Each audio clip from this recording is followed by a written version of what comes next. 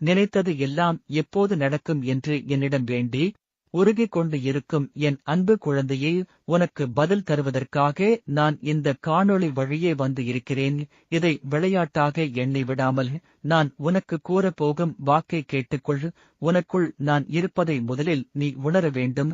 என்னை நீ தள்ளி வைக்க தேவையில்லை. என்னிடம் நீ கோபம் கொண்டாலும் வருத்தம் கொண்டாலும் நான் உன்னை ஒருபோதும் கைவிடுவது இல்லை, கைவிடப் போவதும் இல்லை.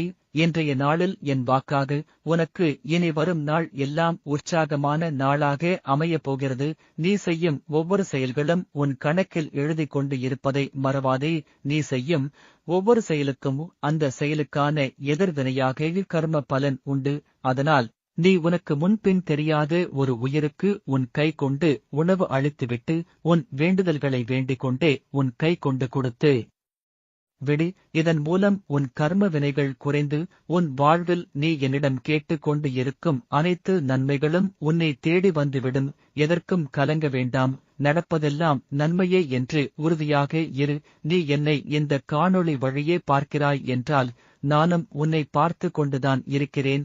ஓம் சரவணபவ என்று பதிவு செய்துவிட்டு இந்த காணொளி வழியே நான் அனைவரையும் பார்க்கும்படி செய்.